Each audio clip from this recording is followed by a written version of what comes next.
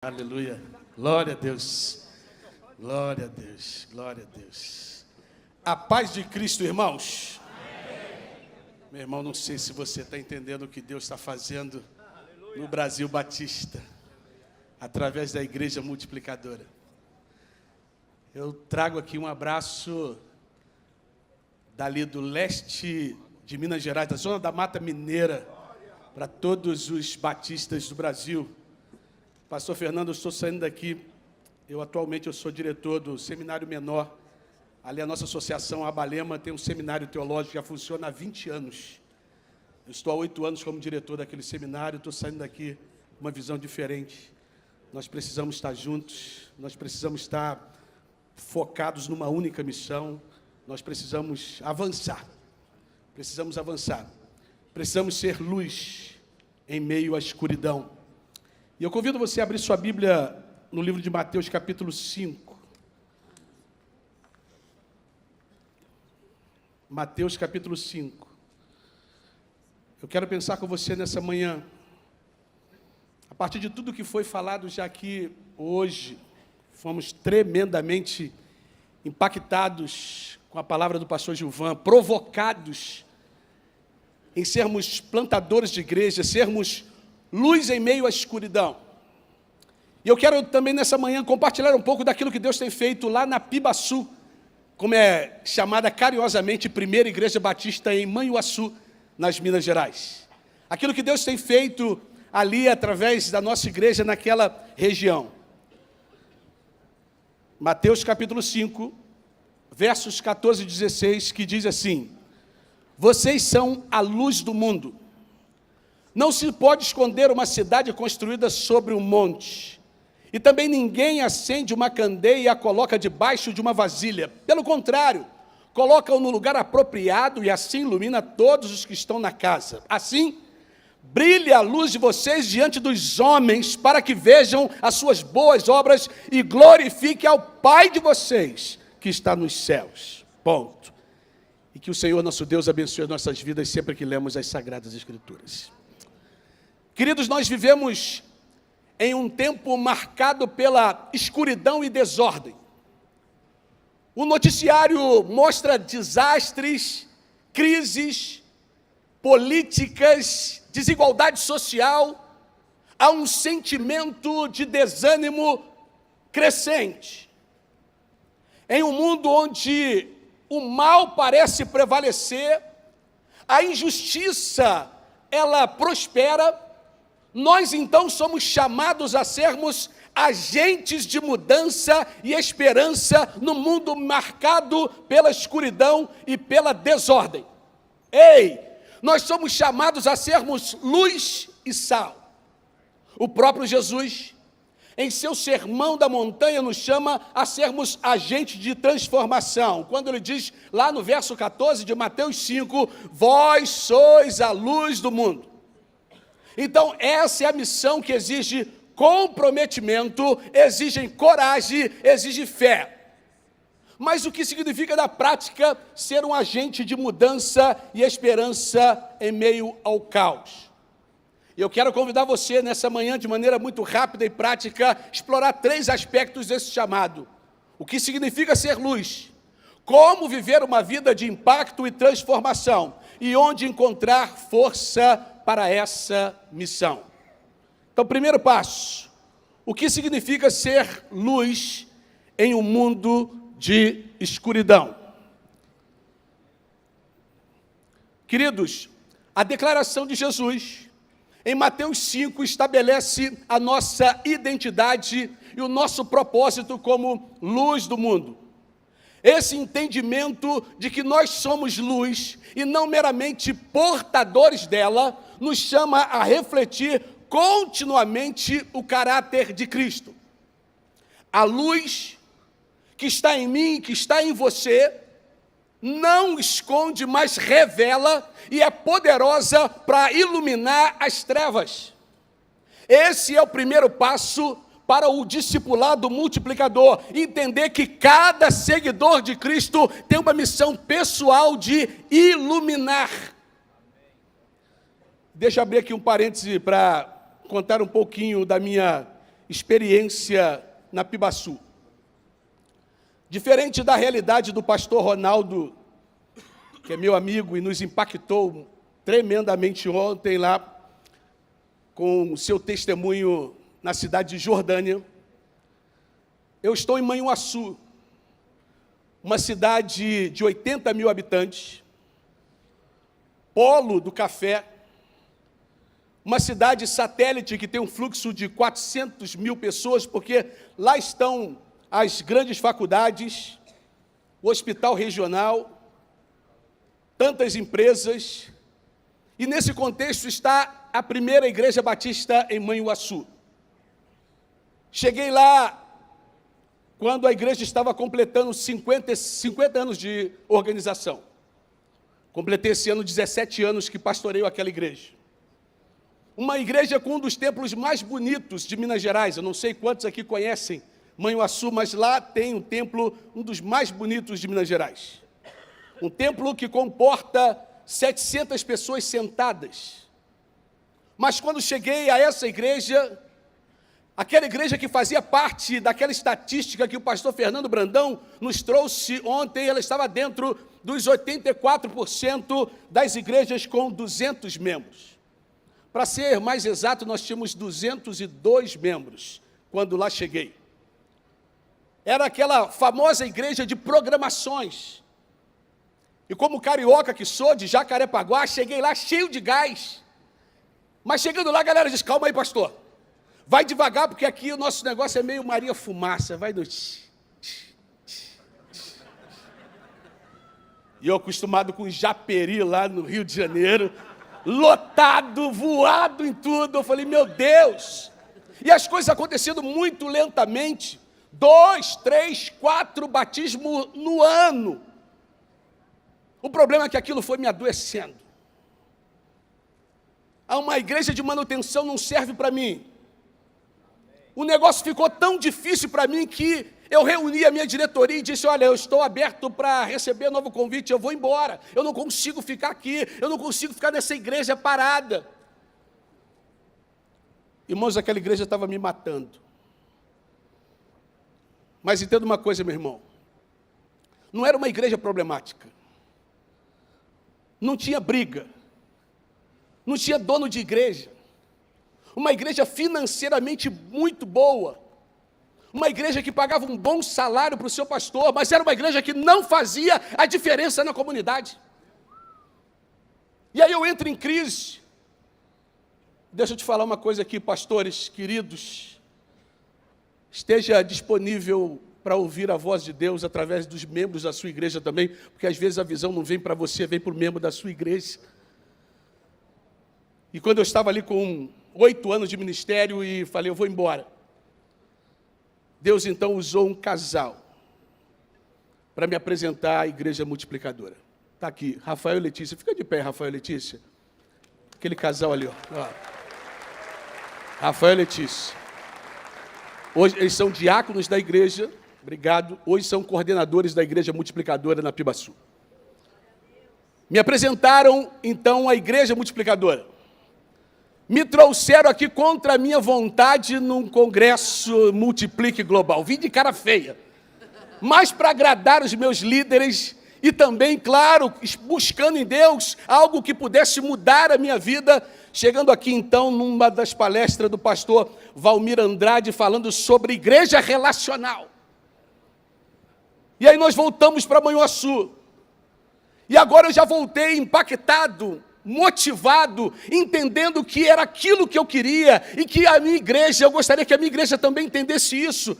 E agora eu tinha um casal para me ajudar nisso. A igreja, e aí entenda a igreja, líder de igreja, pastores, a igreja precisa investir.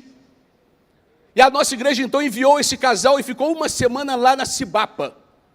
Uma semana lá entendendo o que é esse movimento de igreja multiplicadora. Entendendo o que é ser uma igreja relacional. E aí começou então uma virada na nossa vida, começou a virada no nosso ministério, começou uma virada na nossa igreja, porque é através dos relacionamentos intencionais, é através do discipulado e da comunhão que nós podemos ajudar outros crentes a reconhecerem o seu papel como luz, fortalecendo a compreensão de que foram chamados para impactar aqueles que estão ao nosso redor. Meu irmão, a nossa capacidade de brilhar não vem de nós mesmos, mas da presença de Cristo em nós, através do Espírito Santo. E essa dependência é fundamental para que vivamos como sal, como luz. E sem essa fonte, nossa luz se apaga. É essencial que satisfazemos a busca pela presença constante do Espírito Santo. Lembrando da importância da oração, da meditação na palavra, e que possamos ser continuamente abastecidos e transbordando a luz de verdade. Como igreja multiplicadora, nós temos esse compromisso com a palavra, compromisso com a oração, formando uma base sólida para que cada discípulo brilhe em seu contexto. Ei, meu irmão, ser luz não é algo reservado para ocasiões especiais, é um chamado diário. Nós somos chamados à evangelização, somos chamados a atos de compaixão e graça, somos chamados para plantar igrejas, somos chamados para vivermos intencionais, para ajudar cada crente a viver essa identidade no dia a dia. Isso também envolve treinar membros para discernir oportunidades onde podem demonstrar o amor de Deus, seja na família, seja no trabalho ou na comunidade, através dos pequenos grupos multiplicadores. Ei, meu irmão, o nosso testemunho diário é uma semente para a multiplicação de discípulos, mostrando que a nossa vida serve de testemunho que atrai outros para a luz verdadeira que é Cristo Jesus. E a minha igreja entendeu isso. E começamos a sair para fora. Começamos a olhar agora não mais para dentro, para o púlpito, mas olhamos agora para fora, para as portas do lado de fora da nossa igreja. As fotos que você vê aí são num presídio que fica a 500 metros da nossa igreja. Nesse dia aqui é um dia das mães. A nossa igreja abriu mão de de fazermos um culto do Dia das Mães na igreja.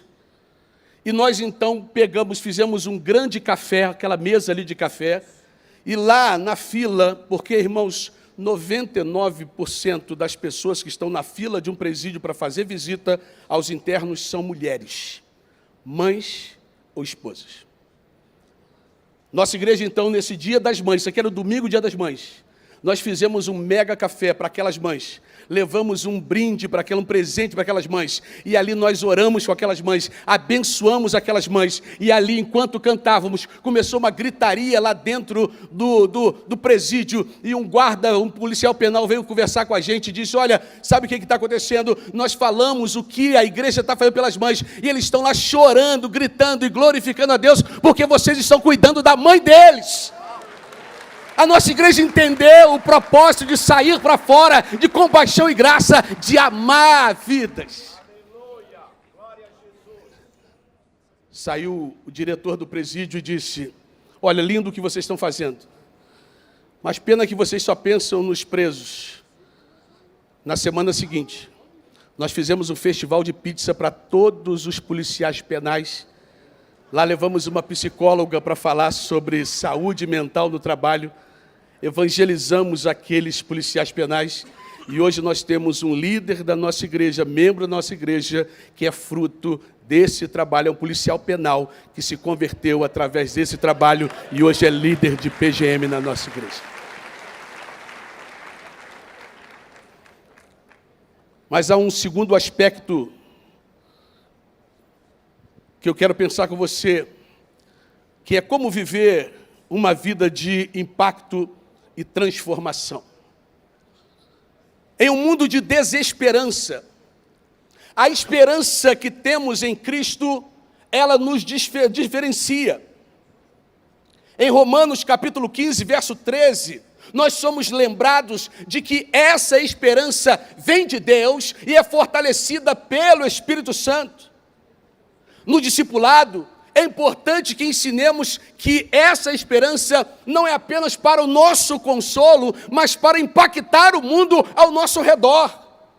A nossa confiança em Deus, ela se torna visível, se torna atrativa para outros. Ei, nós precisamos capacitar cada crente para compartilhar essa esperança com aqueles que estão em busca de um sentido de paz verdadeira. Mostrar o amor de Deus que vai além de palavras, que envolve ações concretas. E aí, voltando para Pibaçu, primeira igreja batista em Manhuaçu.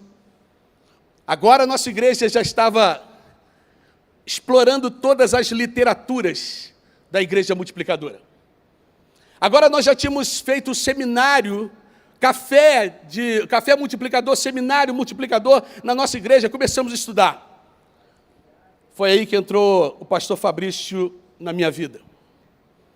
E um dia, em uma palestra que ele nos trouxe, em que, não lembro se foi na academia pastoral da Convenção Batista Mineira, ele falou sobre os sinais de alerta de que a sua igreja precisa de revitalização.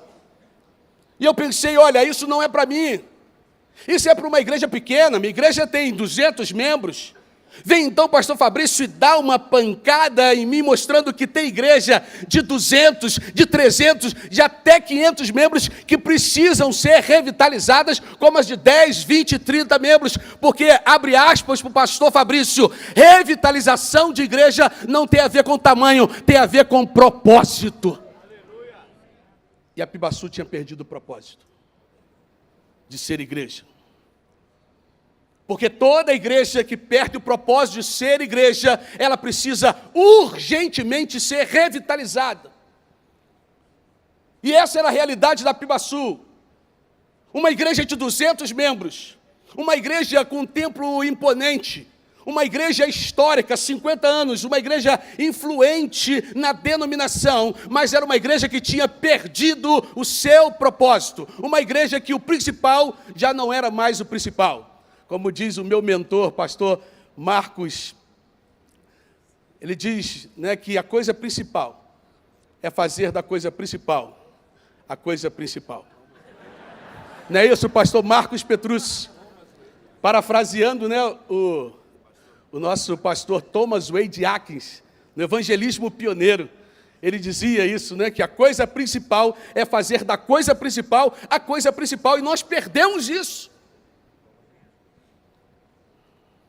Irmãos, como é bom, foi falado aqui em uma dos painéis, que pastor precisa de pastor.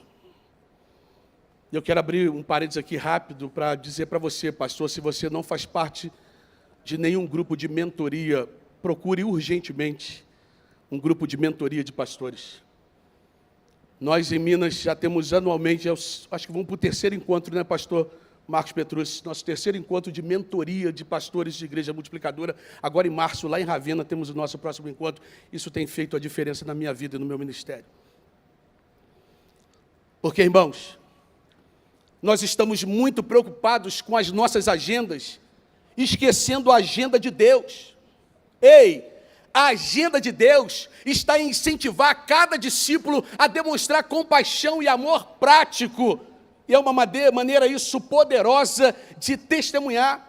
Ei, na agenda de Deus está a necessidade de encorajar ações como ajudar os necessitados, ouvir os aflitos, apoiar aqueles que estão em momentos difíceis. E cada ato de amor sincero se torna uma oportunidade de apontar para Cristo e multiplicar o número de pessoas que experimentam o amor de Deus. Ei, meu irmão, pequenos gestos são sementes que podem gerar novos discípulos, criando um efeito multiplicador.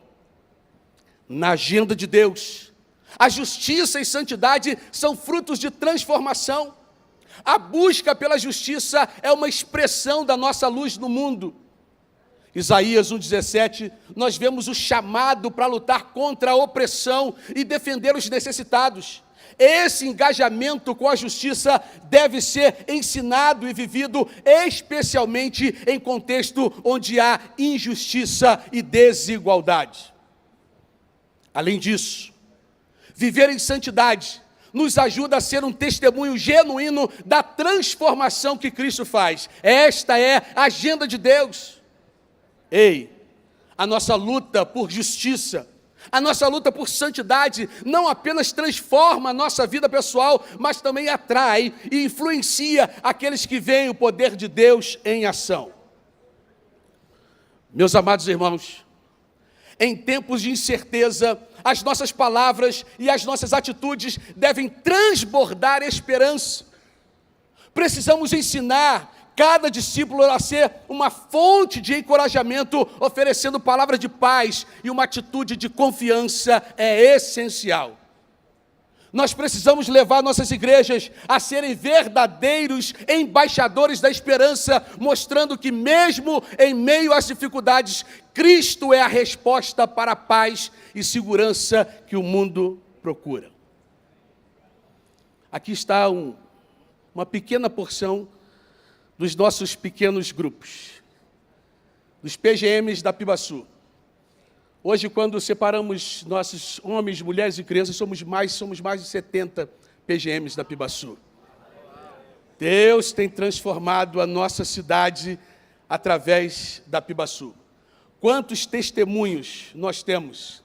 Nós estamos acompanhados de um grupo de irmãos ali da Pibaçu, todos líderes de PG que tiveram suas vidas transformadas. Tem um sargento da PM aqui, pastor Fernando.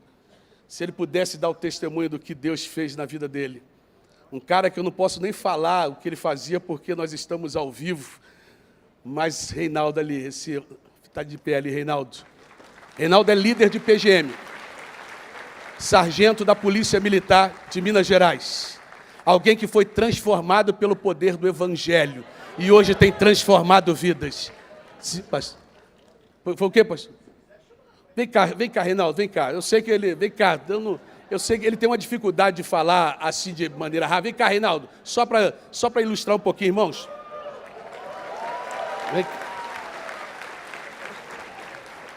Vem cá, Reinaldo.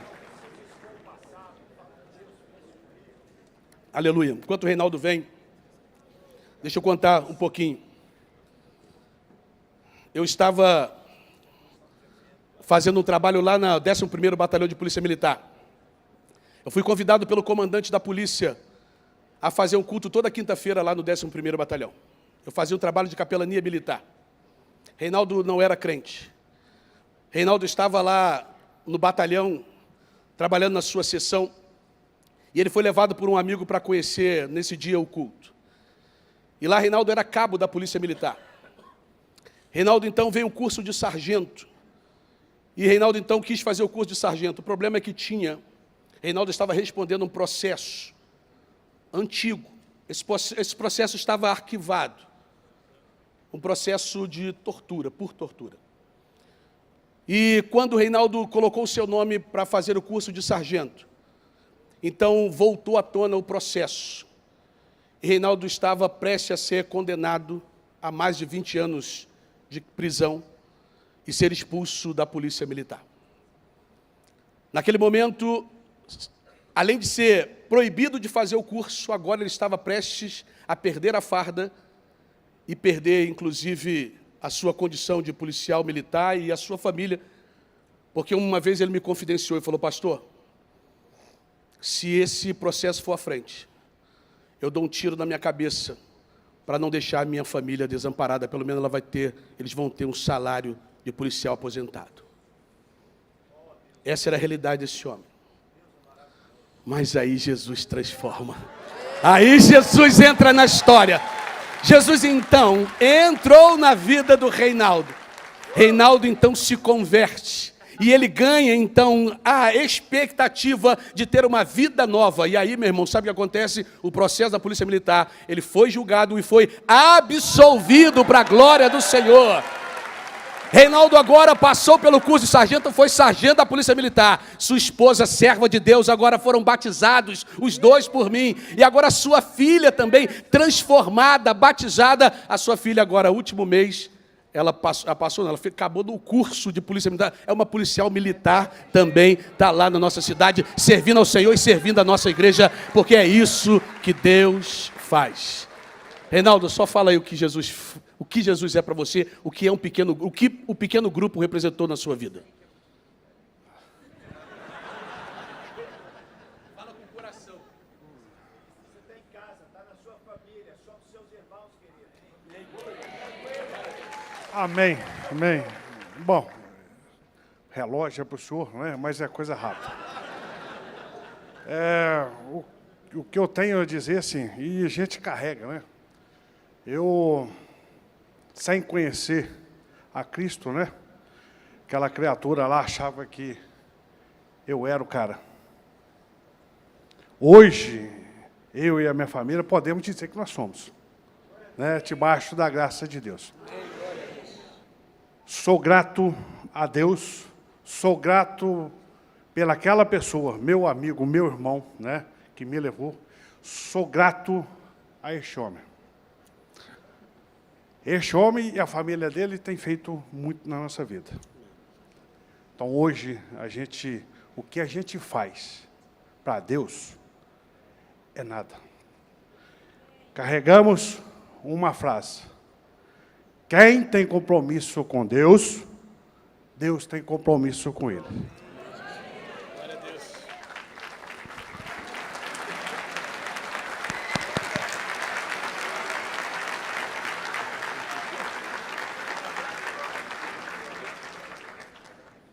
Esse é o primeiro multiplique do Reinaldo. Primeiro, do Reinaldo e da Rosângela. Ele já falou, pastor, ano que vem nós estamos juntos aí, nós estamos na agenda.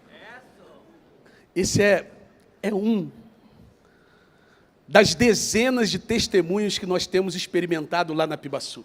Dezenas. Quase centenas de testemunhos, nós podíamos dizer.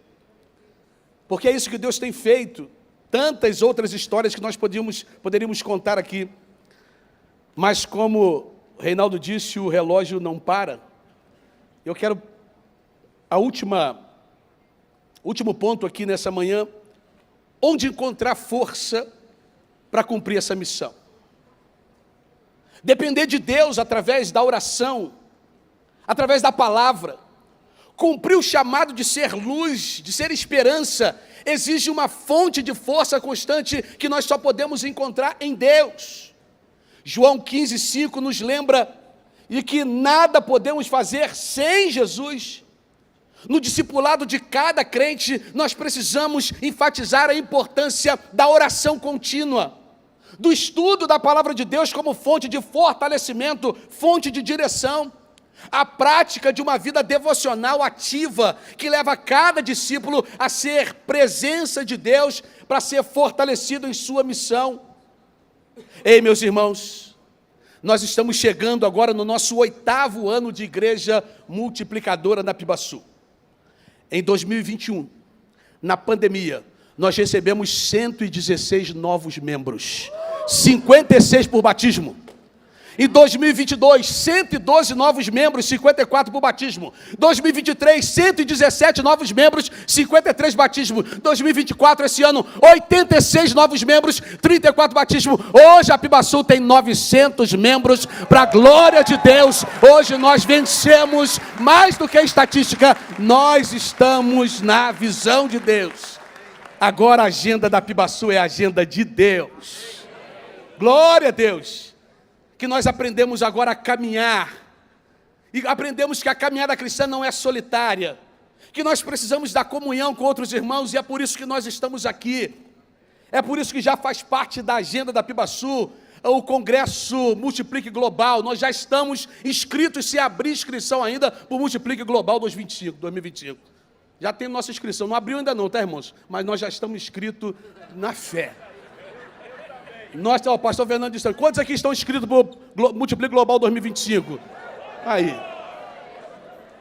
Vamos fazer o compromisso de trazer mais um. Cada um traz mais um.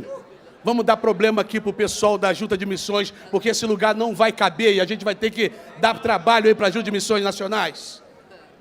Ei, meu irmão, o relacionamento, o compartilhamento e o apoio mútuo são fundamentais. É por isso que nos reunimos em PGM, onde cada membro é encorajado e ao mesmo tempo encoraja outros. E esse ambiente de comunhão permite correção, crescimento e apoio mútuo, fortalecendo a fé de cada discípulo para que possamos ser luz com mais consciência e impacto. Se eu não me engano, o teu grupo já multiplicou 2 vezes, né, Reinaldo? 3 vezes. O grupo do Sargento Reinaldo já multiplicou 3 vezes.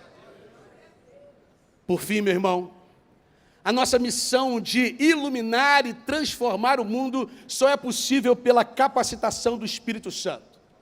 Em Atos 1:8, Jesus prometeu que nós receberíamos poder ao sermos cheios do Espírito Santo, e essa capacitação divina nos permite testemunhar com coragem e com eficácia. Nós temos que ensinar sobre a atuação e os dons do Espírito, que é essencial, porque nós entendemos que só através desse poder do Espírito Santo os discípulos se tornarão agentes de transformação verdadeiros e eficazes. E eu concluo. Finalizo dizendo que esses princípios não apenas orientam a vida cristã, mas também têm um efeito multiplicador. Cada discípulo que entende o seu papel de ser luz, ele recebe a capacitação do Espírito Santo, e ele pode influenciar outros a trazer novas pessoas para a fé, ajudando a construir uma rede de luz, de esperança que tanto o mundo precisa. Ei, Deus nos chama para sermos agente de mudança, agente de esperança em um mundo que precisa desesperadamente de luz da verdade que se chama Jesus de Nazaré. Em tempos de escuridão, nós somos chamados a brilhar, não com a nossa própria luz, mas com a luz de Cristo. A nossa vida deve ser de testemunhar a esperança, o amor de Deus, inspirando outros a buscarem essa verdade. Aqui estão uma parte dos nossos adolescentes, dos nossos jovens, fazendo um dia ali no centro da cidade de Manhuaçu, um abraço grátis, um momento de evangelização. Nós temos lá uma juventude também que é apaixonada por Jesus. Irmãos, que possamos lembrar que a nossa missão é possível, porque nós servimos ao Deus do impossível. E temos Jesus como a nossa força e o Espírito Santo como nosso ajudador. E se permitirmos que Ele nos guie, nós seremos sal e luz. E em cada lugar que nós pisarmos, nós teremos gente transformada e gente cheia de esperança nesse mundo de trevas. Que Deus te abençoe, que Deus te inspire, que Deus te use, que Deus te guarde e que você seja esse agente de luz nesse mundo de trevas. Glória ao Senhor.